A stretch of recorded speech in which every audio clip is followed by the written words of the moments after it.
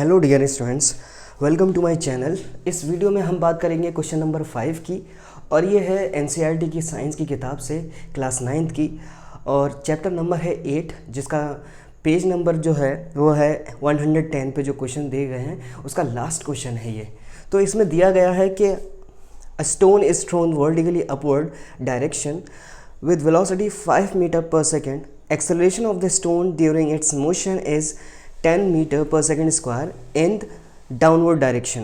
What will be the height and the time taken to reach there? दो चीज़ें इसके अंदर पूछी गई हैं। एक तो हमें हाइट बताना है और दूसरा बताना है कि उस हाइट पर जाने में कितना वक्त लगा, कितना समय लगा। ठीक है, तो इसमें क्या गिवन है वो हम लिखने की कोशिश करेंगे इस सवाल को देखते हुए। जैसा कि बताया गया है कि ये जो मोशन हो रहा है वो वर्टिकल मोशन हो रहा है, कि पत्थर को नीचे से ऊपर की तरफ फेंका गया है, जिसमें ग्रेविटेशनल एक्शन लगता है, एक्सेलरेशन ड्यू टू ग्रेविटी। मतलब जो एक्सेलरेशन लग रहा है वो डाउनवर्ड एक्ट कर रही है, मगर पत्थर जो है ऊपर की तरफ जा रहा है। तो सोचने वाली बात यह है कि जब हम हॉरिजॉन्टल मोशन की बात करते थे तो जब हमारी जब कोई बॉडी मोशन में आती थी और ब्रेक अप्लाई किया जाता था तो उसके अंदर रिटार्डेशन होता था। मतलब जो एक्सेलरेशन होता था वो नेगेटिव होता था, क्योंकि वो ऑब्जेक्ट को ब्रेक अप्लाई करने के बाद by the application of brakes वो स्टॉप कर जाता था कुछ टाइम लेने के बाद। ठीक है, तो यही चीज़ वो वर्टिकल मोशन में देखी जाएगी। ठीक है, तो स्टोन को जो है ऊपर की तरफ जब फेंका जाएगा हर एक वक्त में, ठीक है, पर यूनिट, क्योंकि एक्सेलरेशन क्या होता है, इट इज़ द वेलोसिटी पर सेकेंड। वेलोसिटी पर सेकेंड को ही एक्सेलरेशन कहते हैं। अब क्या होगा कि जब पत्थर जाएगा तो किसी हाइट पर वो रुकेगा, फिर अगेन वो वापस आएगा। तो ऐसा तो होना ही होना है, क्योंकि ग्रेविटी तो ऑल टाइम लग रही है, तो उसको अपनी तरफ वो अट्रैक्ट करेगी।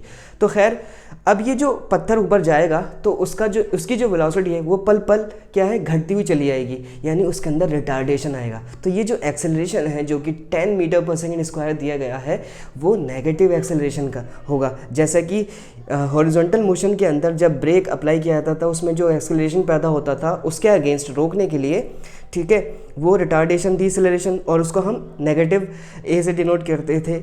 यही चीज़ इस वर्टिकल मोशन के अंदर देखी जाएगी, जिसमें जो एक्सेलरेशन हो रहा है वो जस्ट उसके ऑपोजिट में हो रहा है। ठीक है, पत्थर तो ऊपर जा रहा है मगर एक्सेलरेशन जो हो रहा है वो डाउनवर्ड में हो रहा है, जैसा कि बताया गया इन द डाउनवर्ड डायरेक्शन। ठीक है, इसका मतलब वो पत्थर को किसी हाइट पर ले आकर रोक देगा। ठीक है, अब इसके अंदर और क्या है कि इसके अंदर जिस वेलोसिटी के साथ फेंका गया है, क्या वो इनिशियल है या फाइनल है, तो कौन सी वेलोसिटी फाइनल होगी। तो इसमें बात यह है कि पत्थर जिस वेलोसिटी के साथ उसको मोशन करवाया गया उस स्टोन को, वो है इनिशियल वेलोसिटी।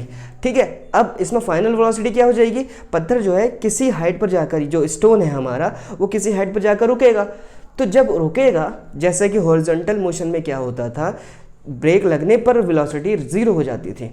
ठीक है, तो फाइनल वेलोसिटी 0 मानते थे, इनिशियल कुछ मोशन होता था, इनिशियल वेलोसिटी के साथ चल रही होती थी। तो यही केस इसके अंदर है कि इनिशियल वेलोसिटी जो कि दी हुई है इसके अंदर, उसके साथ फेंका गया है, इनिशियल वेलोसिटी को u से डिनोट करते हैं, और किसी हाइट पर जाकर जो है ये वेलोसिटी 0 हो जाएगी, यानी जो वेलोसिटी 0 होगी वर्टिकल मोशन के अंदर उसमें वो है फाइनल वेलोसिटी। तो क्या क्या चीज़ें गिवन है वो मैं लिखूँगा यहाँ पर। तो यहाँ पे फाइनल वेलोसिटी 0 होने वाली है, इनिशियल वेलोसिटी यहाँ स्टोन की दी हुई है 5 मीटर पर सेकेंड, और जो एक्सेलरेशन है जैसा कि यहाँ दिखाया गया है डाउनवर्ड डायरेक्शन में लग रहा है। हमारा स्टोन तो ऊपर जा रहा है अपवर्ड में, मगर एक्सेलरेशन हमारा, यानी ये जो है रिटार्ड करेगा, उसके मोशन को अपोज करेगा, तो रोक देगा किसी हाइट पे ले आके। इस वजह से हम माइनस यहाँ पे पुट करेंगे। ठीक है, तो और क्या गिवन है इसके अंदर, हमें और कुछ पता नहीं है। तो पता क्या करना है, हमें हाइट पता करनी है और इस हाइट पर जाने में कितना वक्त लगा वो पता करना है। ठीक है, तो पता करते हैं। तो हमें जो है इक्वेशन ऑफ मोशन के ज़रिए से पता चलेगा कि हम किस इक्वेशन ऑफ मोशन का इस्तेमाल करेंगे, जिसके ज़रिए से हम बता सकते हैं कि हाइट क्या होगी और टाइम क्या होगा। तो मैं तीनों इक्वेशन लिखने की कोशिश करता हूँ और उसको ऑब्जर्व करूँगा कि किस इक्वेशन ऑफ मोशन का इस्तेमाल कर सकता हूँ मैं। तो यहाँ पे फर्स्ट इक्वेशन ऑफ मोशन जो होता है वो होता है v = u + at, and second equation of motion होता है ut + ½ at², and third equation of motion जो होता है u v square minus u square equal to 2as। तो ये तीन इक्वेशन ऑफ मोशन है हमारे पास। तो अगर मैं फर्स्ट इक्वेशन ऑफ मोशन का इस्तेमाल करूँ तो मुझे टाइम मिल जाएगा, क्योंकि मुझे फाइनल वेलोसिटी पता है यानी v, इनिशियल वेलोसिटी पता है यानी u, और एक्सेलरेशन भी मुझे गिवन है, तो टाइम निकाल सकता हूँ मैं ट्रांसपोज करके।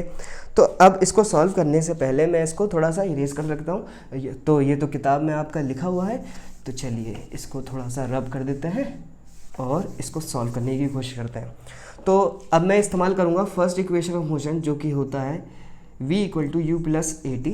सारी वैल्यूज़ के अंदर पुट करता हूँ मैं, v जो कि 0 है, u जो कि 5 मीटर है, एंड a जो कि नेगेटिव है, तो इसको नेगेटिव वाली चीज़ हमेशा ब्रैकेट में रखने की कोशिश करते हैं हम, इनटू टाइम, ठीक है, जो हमें गिवन नहीं है।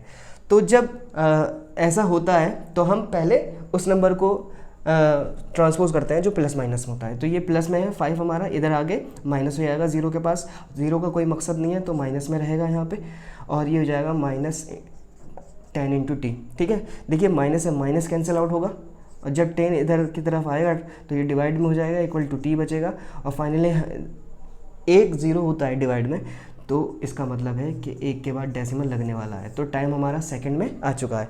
तो इतना टाइम लगेगा स्टोन को एक पर्टिकुलर हाइट तक जाने में, ठीक है। अब मुझे टाइम पता चल गया, तो मैं जैसे कि वर्टिकल मोशन हो रहा है, तो वर्टिकल मोशन में क्या होता है, यही डिस्टेंस, मतलब ये हॉरिजॉन्टल में जो डिस्टेंस होती है वही तो हाइट हो जाएगी।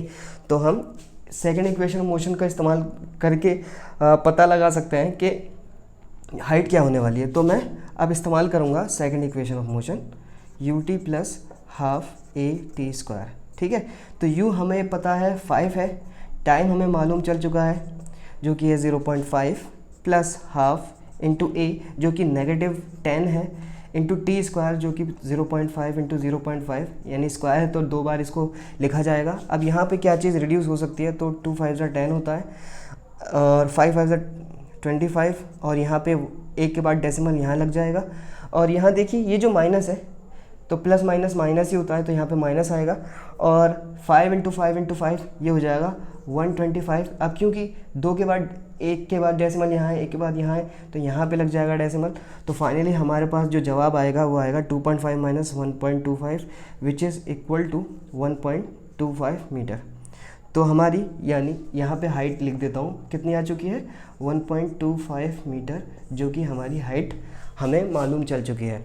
तो ये सारी बातें थी इसके अंदर कि कब हम किस चीज़ को नेगेटिव मानेंगे और किस तरीके से हम फॉर्मूला का इस्तेमाल करेंगे जो हमें इक्वेशन ऑफ मोशन दी गई है, और उसमें क्या क्या हम किसको वेलोसिटी को इनिशियल कह सकते हैं, कंडीशन क्या होती है इनकी ज़ीरो होने की, ठीक है। तो ये सारी बातें हैं, और इसको आप जैसे मैंने एक वीडियो बना रखी है इसके ऊपर, पूरे कंप्लीट चैप्टर के ऊपर 1 शॉर्ट वीडियो मैंने रिकॉर्ड की हुई है, तो उसको आप जो है लिंक के ज़रिए से जो मैं दे दूँगा, और या फिर आप प्लेलिस्ट के ज़रिए से उसको देख सकते हैं। इस चैप्टर के अंदर मेरे चैनल में प्लेलिस्ट में जाके देख सकते हैं। और आपको ये वीडियो अगर समझ में आई है तो please subscribe to my channel, और इससे काफ़ी सपोर्ट मिलेगा मुझे।